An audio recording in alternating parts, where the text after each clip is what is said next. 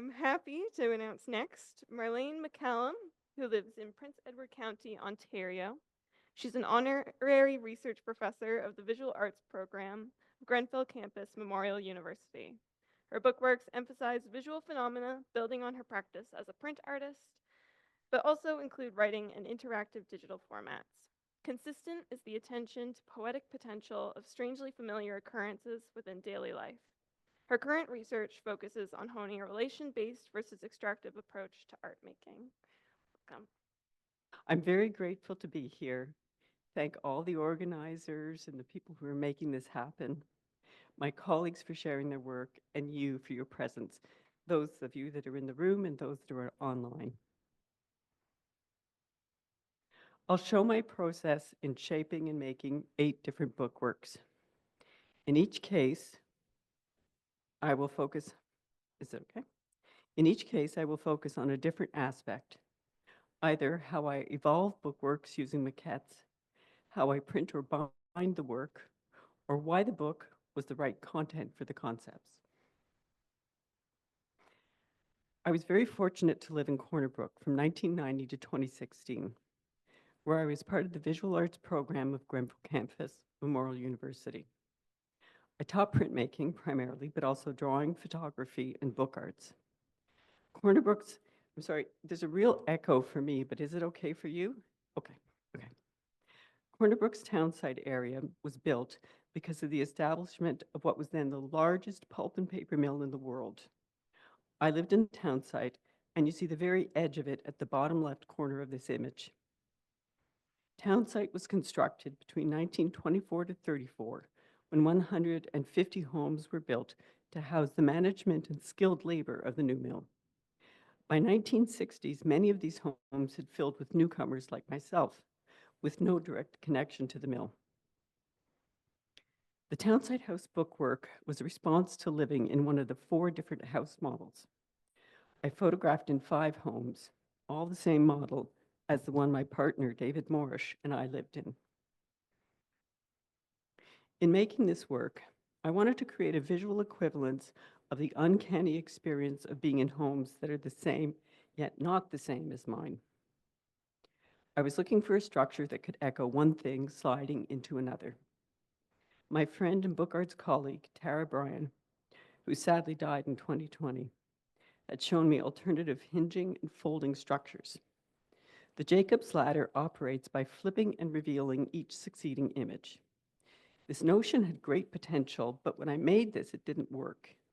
Each image didn't remain visible for long enough for the details to imprint on your memory. At the same time as I was experimenting with structural models, more friends and neighbors opened their doors to me, and I continued to record a range of architectural spaces and details. I was using film and a medium format camera, thus the square format. These images were printed out quickly as silver prints and then photocopied for use in making the maquettes. In the second maquette, I had introduced the dos-a-dos structure. In the third maquette, I used a variation of the Jacob's ladder to create a hinged inner cover mechanism. This created interwoven strips of images. By the fifth maquette, I'd arrived at the house facade as a cover element, the outside of the house becoming the outside of the book. The book block was a codex with an exposed spine, as I wanted the piece to open very flat. The hinging element has now shifted to the back cover. One facade would weave into another. There are 7 maquettes of structures, and within each, I would also be creating image and sequence variations. So maquette 7, for example, has an A, B, C, and D version. I make a lot of maquettes. My colleague, Pierre Leblanc, created video documentation of this series, and these can be found on my website. Working with relatively quick image making and construction methods has always been a crucial part of my process because I don't pre-visualize well. I can't accurately imagine the result. I can only define an experiment and then experience the result and respond to it.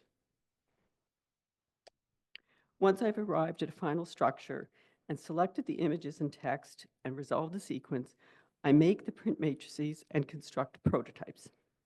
This is how I work out the details of printing paper mechanics, materials, and binding. And I'd like to say that my first experience of working with leather binding was a workshop with Susan Mills at the Center for Book Arts in New York City. It's a consistent part of my process to go from very complicated structures and overabundant images to highly edited works. I was working primarily with copper plate photogravure at this time, and this requires the conviction that an image is absolutely necessary before I make the plate. We'll look at selected views of the resolved piece to see how aspects I was experimenting with in the maquettes resolved. Photogravure images of the house facades form the inner cover images. The hinging devices are gone. With almost every piece I make, I find there's an element that I hold on to very dearly that impedes the resolution of the piece. And it's only when I let it go that the piece can become what it needs to be. In this case, each image needed to be complete and not interwoven with another. Transparent and translucent materials were explored, finding the right level of curtaining and veiling. I think in layers, and this is one reason why I self-identify as a print artist, not a photographer.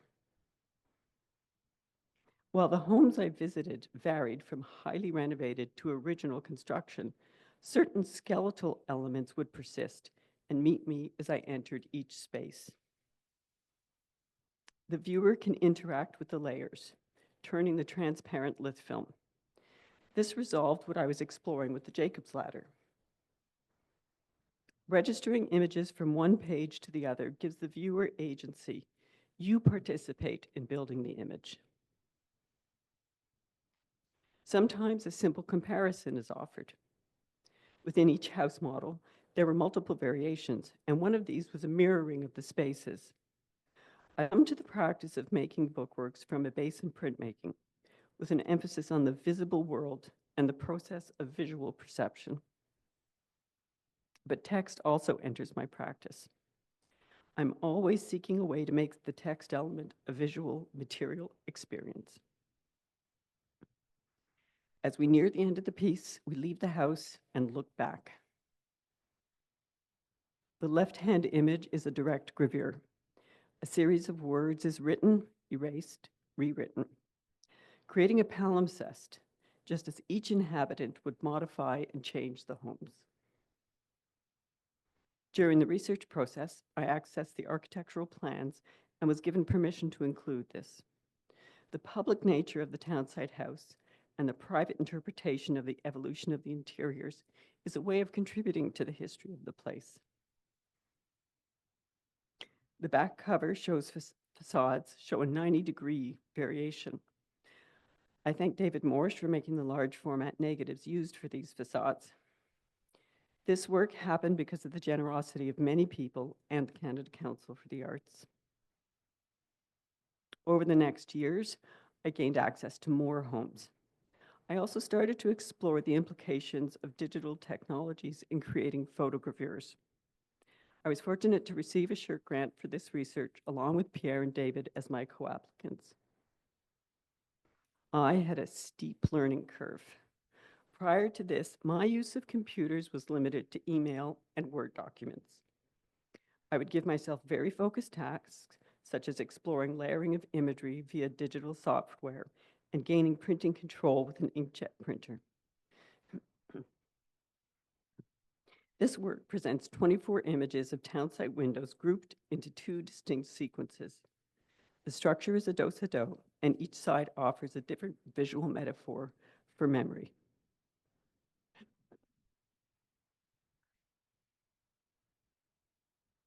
These are some of this is the initial and the final page spread from Glaze Revealed to show you the contrast. As the viewer turns a page, each spread reveals a new window image on the verso that has been visually peeled away from the densely layered recto. This image is about midway through the piece, and you can see how the layering slowly becomes visible and a hidden window image begins to reveal itself. I was exploring how multiple image memories could obscure the clarity of a specific image memory. By working with new digital tools and printing methods, I leave the assumption that everything will be done as a photogravure. The layering options are different, as is the impact of experiencing a printed surface wherein all the images have been collapsed into one inextricable layer. The important nuance for me is that the printed image sits within the space of the paper, emphasizing its photographic source, whereas intaglio images rest on top, emphasizing their printed nature.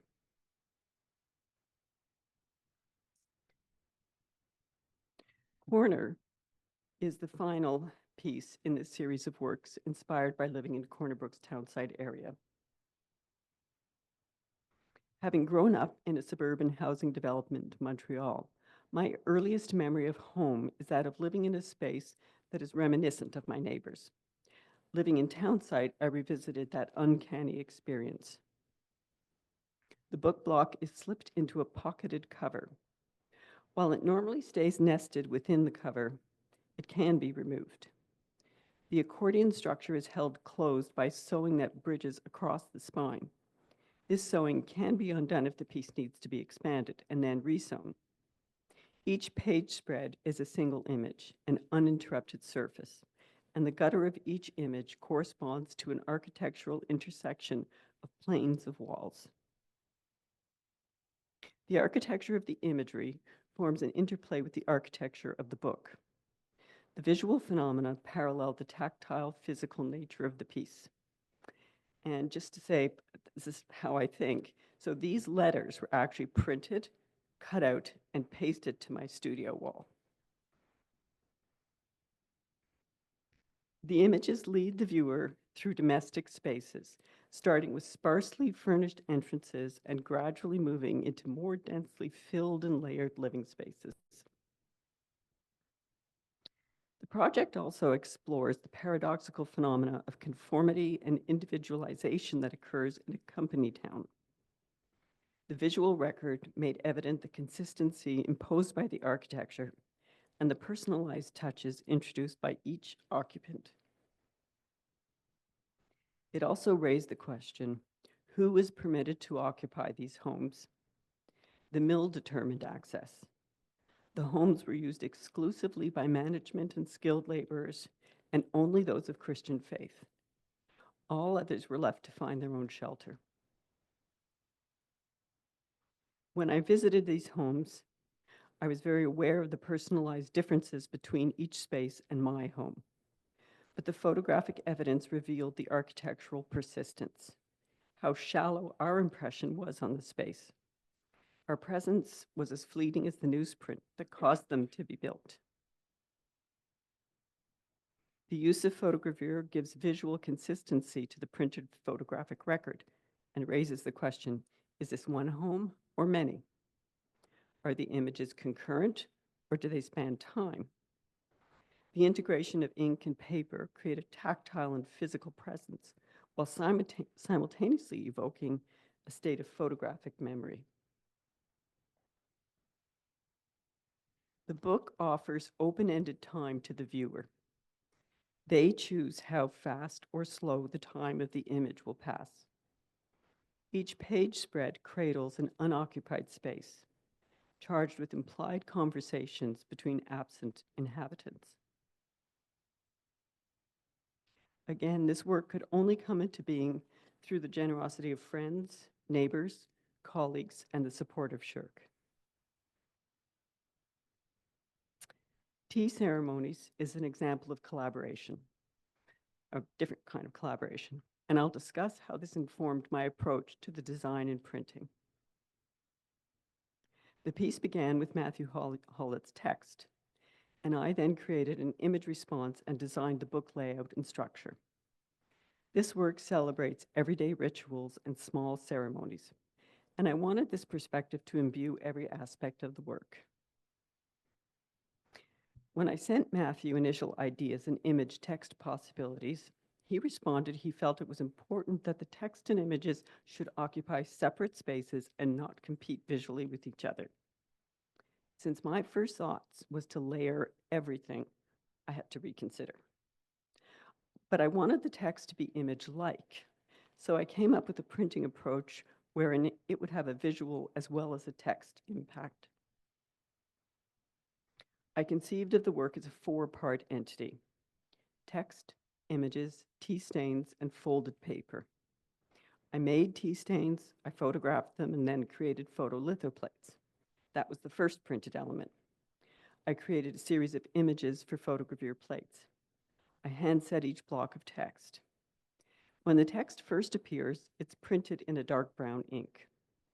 This same block of text is then printed in a very transparent ink on every subsequent page in the same position. So all of the words are always present. As the piece evolved, Matthew felt it would be okay for text and imagery to layer, and that does occur occasionally.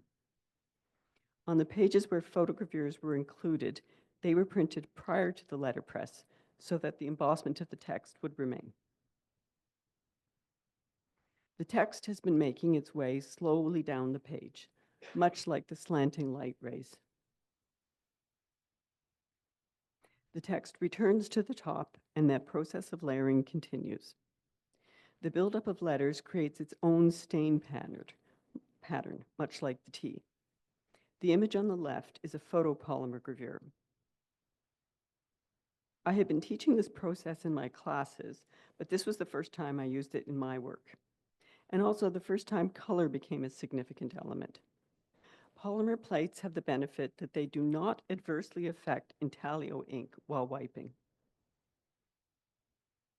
This piece is a process of steeping words and images.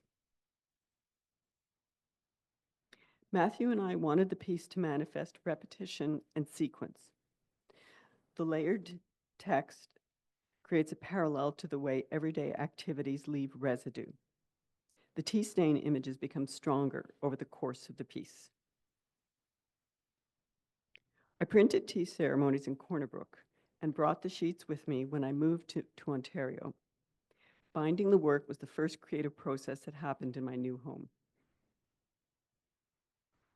In 2016, after 31 years of university life, David and I retired from teaching to shift our focus to full-time creative practice. We relocated ourselves and our presses to Prince Edward County. It took a few years to get the new spaces established. We have shared print facilities and separate individual studio offices. This is my space. The window view is crucial, as is my studio assistant, Lloyd. Every move has a significant impact on my work because my practice is about attention to the daily matters of life, observing the poetic potential of my surroundings. When I relocated to my new home, my interest shifted to the potential for built structures to have both literal and metaphoric implications regarding themes of absence and presence, as well as a focus on physical and psychological thresholds. Shadow Quartet is an artist book variation on the long poem format. Shadows Cast in Present is the digital reimagining of the 4 cantos. And just to keep the technology simple, I'm not going to go into the site, but just to say you're welcome to go. It's freely available on my website.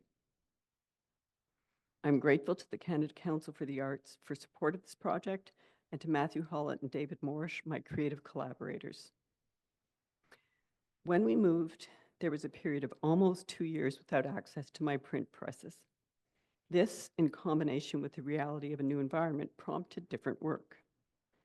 I started to use the digital process of image making and printing for its own qualities, rather than as a tool to use in conjunction with making gravures. So from this series of 4 pieces, we'll look at the last 2 cantos. The title of each canto refers to an undervalued art form and echoes my attention to the overlooked and dismissed aspects of our daily life. The 3rd canto, Incidental Music, presents itself initially as a straightforward codex, but upon opening reveals a cascade of nested accordion fold structures. I'll review how I arrived at the final structure and the relationship between image, word, and binding. A simple phenomenon. The setting sun, creating a slow-moving light show on my bedroom wall, was the inspiration for this piece. Over the next 2 months, there were multiple sessions recording these naturally occurring patterns of light and shadow. The predictability of these transient but cyclical intrusions allowed me to experiment with different framings of the event. I made accordion fold maquettes from each session. The insertion of my shadow became part of the process, a brief performance. Each maquette would show me something new about the transformation from actual experience into an unfolding image. I would photograph again and again and started to build structures containing multiple accordions. The doubling of accordions and one suspended over the other was a significant evolution.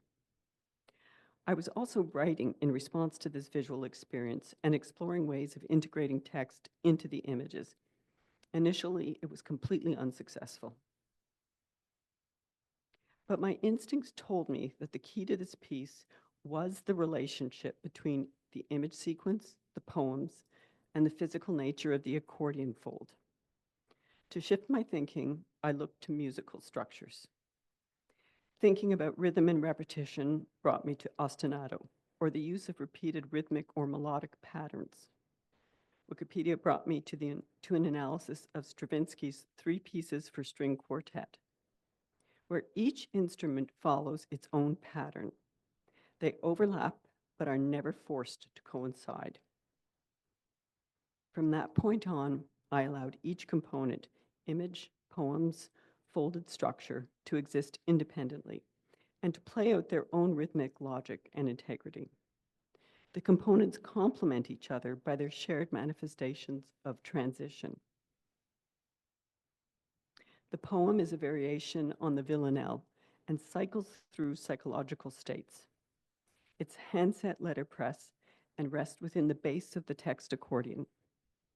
At this point, I'll mention that writing, particularly poetry, was entering more and more into my practice. The distilled and formalized nature of poetry parallels my interests in image making and the methods as well. So this is during the binding. The image accordion consists of digital pigment prints suspended on top. There are 2 image spreads per text spread.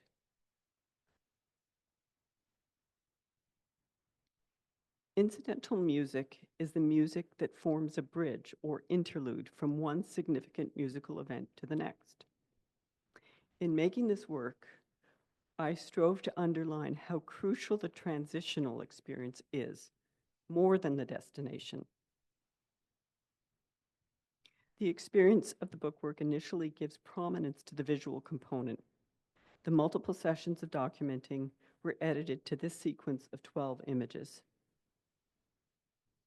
Images hover over and almost obscure the poem and soundscape components, quietly awaiting detection within the folds below. You have to tilt the book to find the words. The blind embossed soundscape floats within the uppermost folds. It evokes subtle movements in a space so quiet that you can hear the most minute sound.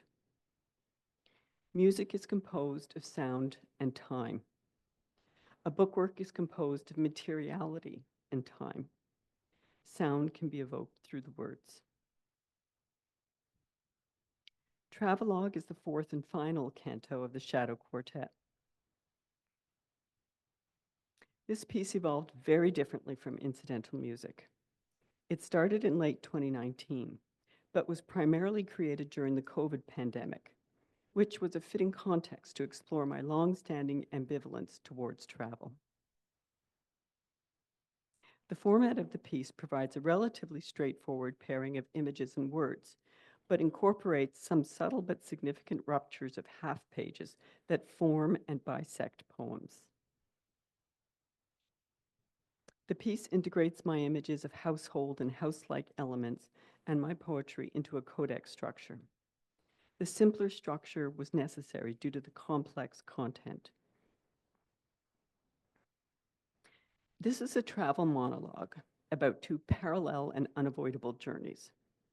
the daily journey we take through the cycle of a day, and the lifelong journey we embark upon from the point at which we gain awareness of our own mortality. Travelogue references the 14 stations of the cross. I'm an atheist and do not subscribe to any formal belief system, but I was raised within the Catholic religion. The 14 stations lead the observant through key events of life's final journey, from knowledge of impending death to the resting stage. The occurrences along the way echo the struggles and conflicts most of us experience over the course of our lives. I've created my own title for each station to offer a personal and secular contemplative experience. Each image is a stanza. Each poem is a resting space. Interestingly, the term stanza has its root in the Italian for station. The words and images make their way through the unfolding page spreads and resolve in a sonnet about beginnings. So, in addition to the digital iteration of the Shadow Quartet, I have posted my presentation about this quartet on YouTube. And if people are wanting to find things, I have to say, if you put my name in the internet, you'll find me. It's, yeah. Just for some reason in the world, there aren't a lot of people with the combination of Marlene and MacCallum.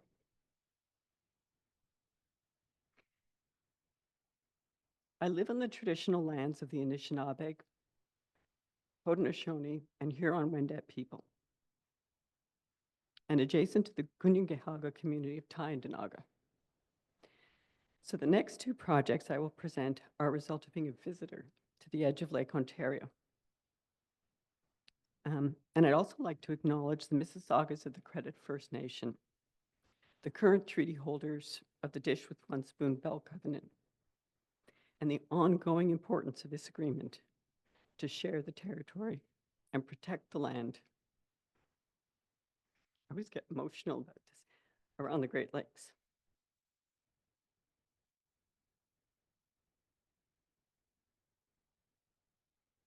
So, in early June of 2020, to mark the end of my regular walks, I began to photograph at the edge of Lake Ontario, always from the same south-facing vantage point. This gesture was part of my walk. I didn't conceive of it as part of my art practice. Over the following months and years, I slowly amassed a visual record that reflects the ever-changing conjunction of sky, water, and land. I also slowly realized I was making my next work. I began by printing hundreds of small-scale prints.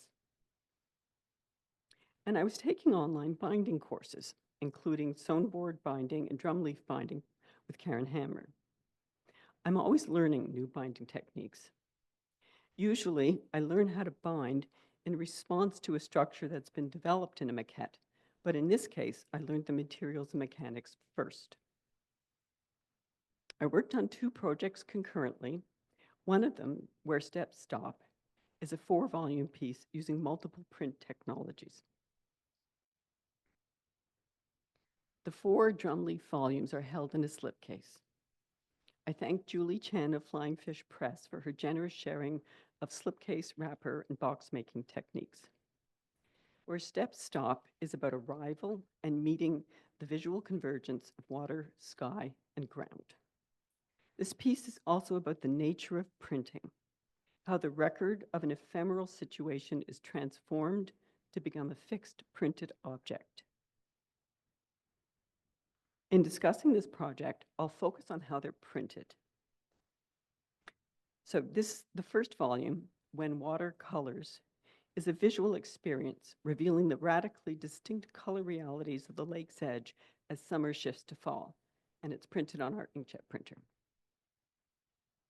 The second volume, Below Fragrant Skies, evokes scent memories conjured by the wind, air pressure, and weather environments.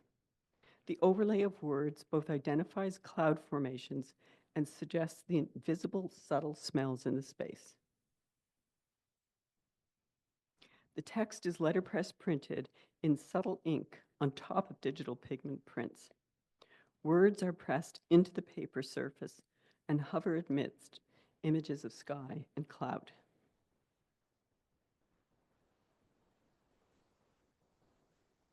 In the third volume, Surfaces Murmur, sonic memories are integrated into the visual record. Layers of printing echo the filter of perception.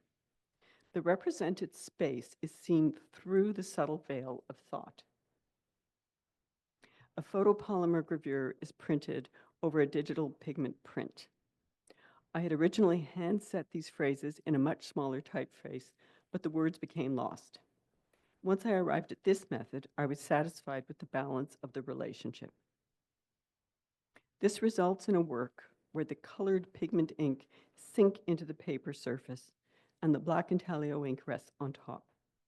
The distinct layers of printing generate photographic and graphic realities that echo both the human presence and the natural world. As someone who creates printed bookworks, I think a lot and experiment a lot with how to use my range of print options in any given piece. I value every print form equally. I like to think of print and book arts as a system of holarchy. This was a term invented by Arthur Koestler to describe how an entity is a whole in itself, and it's part of a greater whole.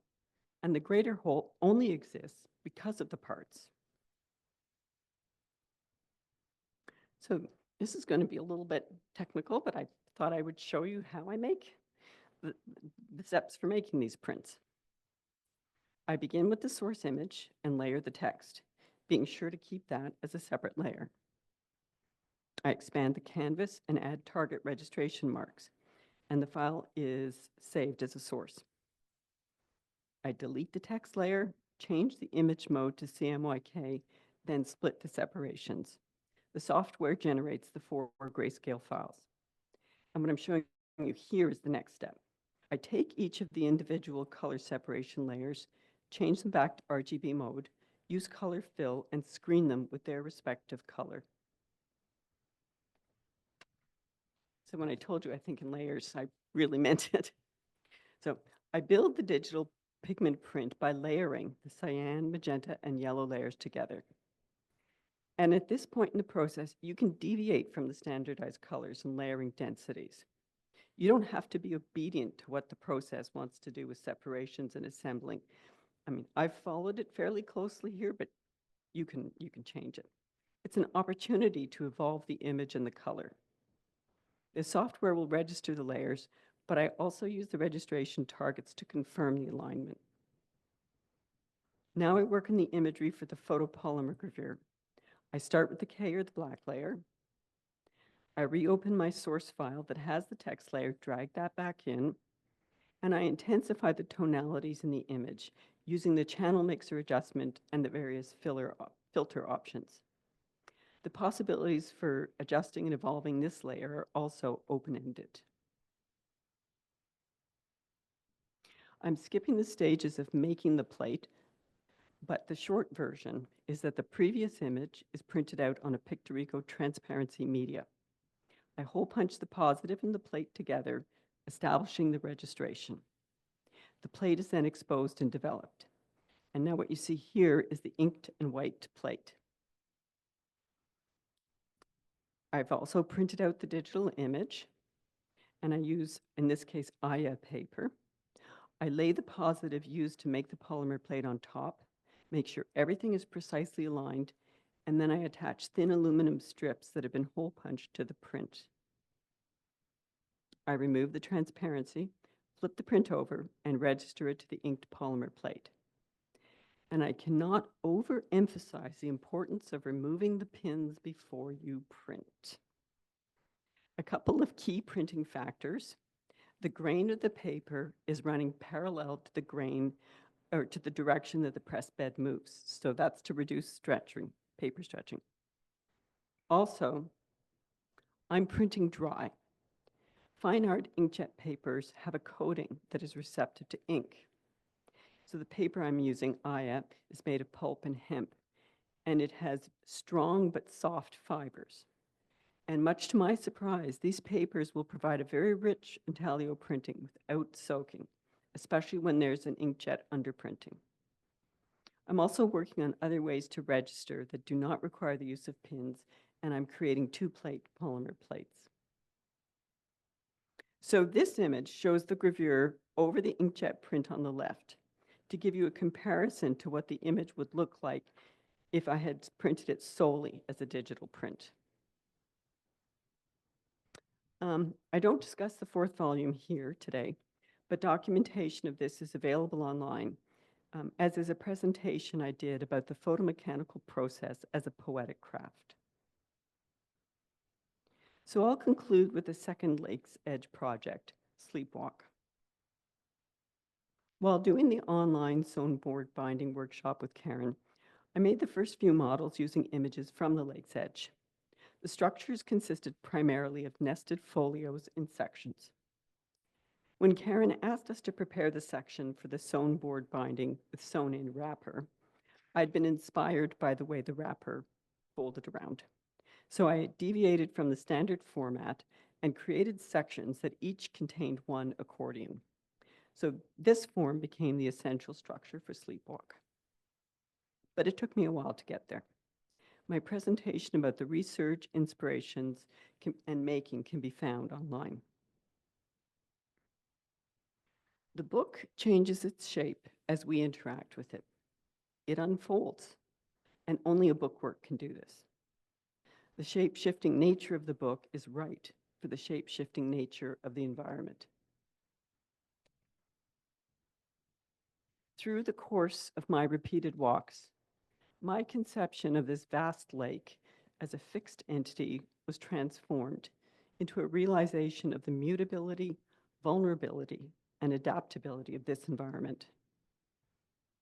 The process of making Sleepwalk was a discovery of the phenomena of shifting states, natural, physical, social, and psychological. This resulted in a 7-section work that uses a combination of accordion and nested folio sections. I used 3 different Japanese fine art coated inkjet papers of varying weights. Some allow for 2-sided printing. Each section begins with a word that encapsulates a form of shift. We enter the work with the unfolding natural pattern of seasonal flux.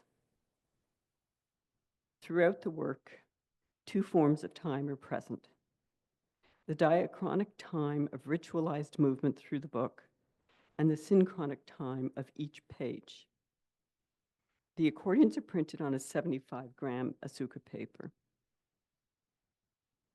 The first folio of each section is printed on 2-sided 150-gram paper. Sublimation is the phenomenal occurrence as snow bypasses its watery self to become sky. This shocking shift of states where water feels wedged between solid and gas and the ever-present horizon. Invert. The surprising gift that a lake's edge can be its own inversion prompts an exploration of photographic inversions, from black and white to color, from positive to negative. Lit becomes split, becomes spilt, then saturated. The cycle of drain and rain is unbalanced by temperature shifts. Raindrops rise and soak the sky. Cloud, the visual veil. Quiet words instruct us to turn over the almost identical pages. The 50-gram Nyoto paper provides a subtle color and texture shift. Shadow walk becomes sleepwalk. The algae clogging the water and the zebra mussels clogging the shore. Are we oblivious or observant of the evidence at the event horizon? Will we fall asleep or fall awake? Thank you.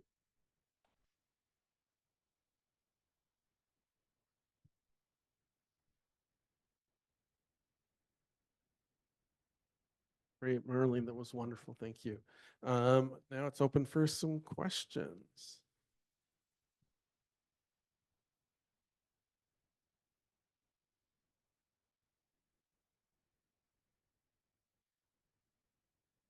Thank you for the wonderful talk. I really loved how you talk about the book as this medium of a somatosensory experience beyond just like the visual. Could you talk about the relationship between sort of the viewer's experience of the book and your like original somatosensory experience of the landscape? Do you see a relation there? Is it one that's personal to you or more universal? That's a lovely question, and thank you for asking me to think about that. I'm going to try to answer by saying one of the things that I find really important to do is while I'm creating these maquettes and evolving the piece is to invite people to experience the work and to see what it's like for them to handle the work and the kind of time that that seems to occur naturally for them. And it's incredibly informative for me to then absorb that back. I don't know if that's in any way getting to your question because I become so close to the work, it's hard for me to imagine anything other than my reality of it. So sometimes when I watch someone experience, there'll be a very different thing, and I'll realize, okay, the timing's not right here. I've made something too difficult to unfold, or I've made it too easy, and people go through it too quickly. So, Is there anyone else? I'm curious how you pick the kind of the printing method, how that is part of the process.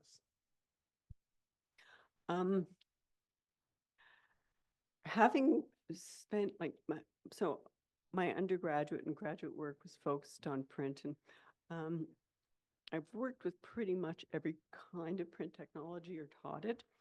So what I hope this has done is given me some kind of internal sense of how it will be to make something, but also how it will then physically manifest. But having said that, I did find myself, once I started to work with photogravure, really drawn to working with a process that integrated a photographic image and a printed image. And I've sort of stayed within that. Where I'm having to start to reconsider how I print things is by bringing the words into it.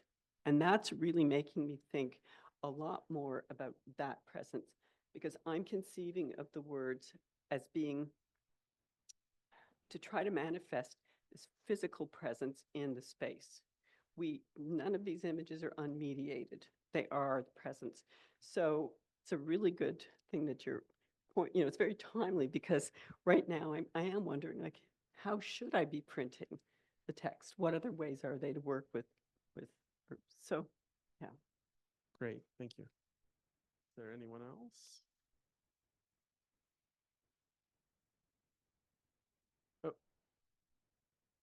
Curious, like that's really interesting. You said the words manifest the physical presence of the book. Could you is that what you said? So, no, I was thinking more in terms of the words. I don't know what it's like for others, but I feel when I'm in a space, there is an inner dialogue that's going on. And it's both something that I'm aware of, but also the thing that's filtering and registering a situation for me. And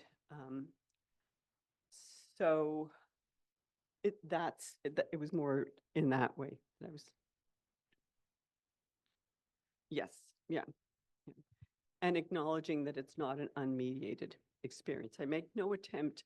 I don't claim these spaces as mine, and I try not to make any attempt to insinuate that there hasn't been human agency. And I think the words really emphasize that.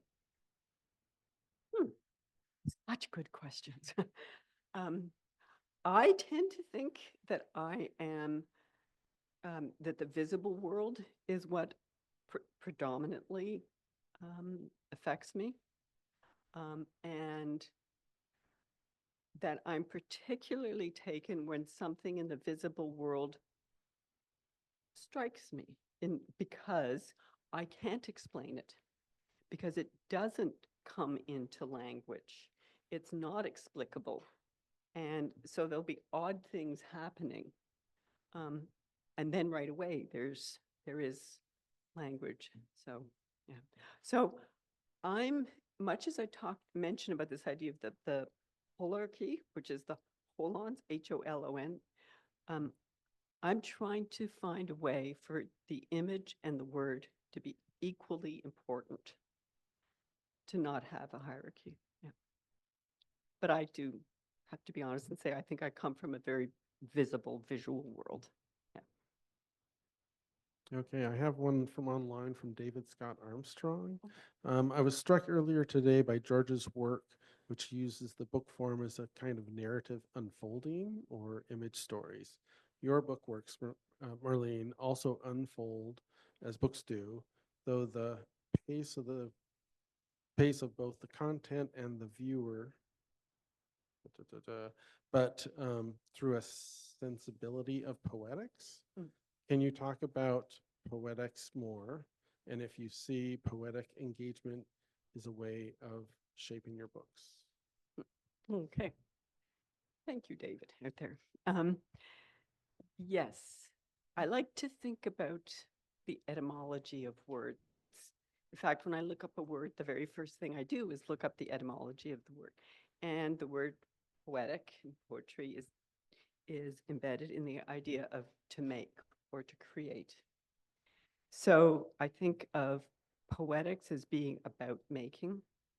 And I think it also, for me, has evolved to being making in a way that's very much about a distillation or a kind of intensification of an experience.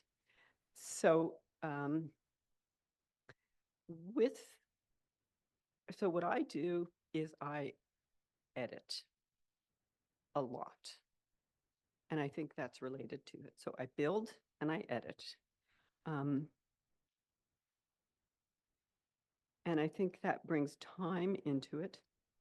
Another aspect of poetics, based, I guess, more in terms of how we might think now about poetry and poetics, is the idea of meter and rhythm, which I think is very relevant to how a book works and page. I feel like I'd like to take all these questions home and just write about a response to all of them. Well, we can get you those. Yeah, don't yeah, worry. thank you. Thank you. Nice.